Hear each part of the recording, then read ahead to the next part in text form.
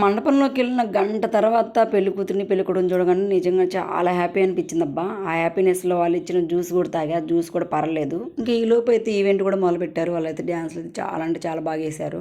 పెళ్లి కొడుకు పెళ్లి కూతురు ఇద్దరు దగ్గర వాళ్ళే కాబట్టి వచ్చిన చుట్టాలందరూ కూడా తెలిసిన వాళ్ళే, అందుకే అందరూ పలకరించడంలోనే ఒక అరగంట గడిచిపోయింది. ఈ లోపు అయితే లొకేషన్స్ చాలా అంటే చాలా బాగున్నాయి. లొకేషన్స్ బాగుంటే మీకు తెలిసిందేగా, ఫోటోలు అయితే దిగాయి అనమాట. ఈ లోపు అక్క వాళ్ళు అయితే వచ్చారు. వీళ్ళేంటి ఇక్కడ నిలబడ్డారు అనుకుంటున్నారా? వాళ్ళు డ్యాన్స్ వేయడం కోసం నిలబడ్డారనమాట. అందరు చీరలు కట్టుకున్న వాళ్ళే, అందుకే మనం అయితే పైకి వెళ్ళలేదు, ఎందుకంటే మన డ్రెస్ మీద ఉన్నాం కదా. వాళ్ళలో కలవం కాబట్టి వెళ్ళలేదు అనమాట. డ్యాన్స్ చూడండి.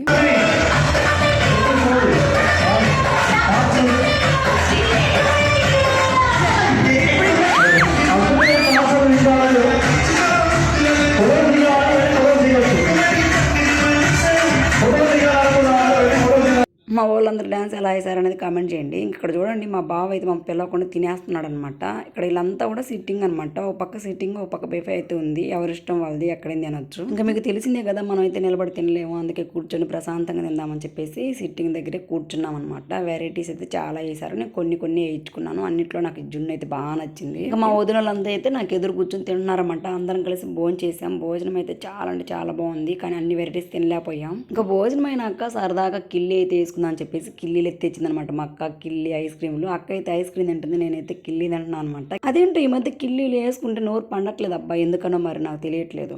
మీకు తెలిస్తే కామెంట్ చేయండి. ఇంకా అక్క వాళ్ళు అయితే ఊరికి వెళ్ళిపోతున్నారు అనమాట. అక్క వాళ్ళకి బాయ్ చెప్పేసి మేము కూడా రిటర్న్ అయితే బయలుదేరాం. కాకపోతే వచ్చేటప్పుడు బస్సులో వచ్చాం కదా, ఇప్పుడు రిటర్న్ వెళ్ళేటప్పుడు అయితే మా బావ కార్లో వదిలిపెట్టారనమాట. అంతే ఫ్రెండ్స్, బాయ్ బాయ్.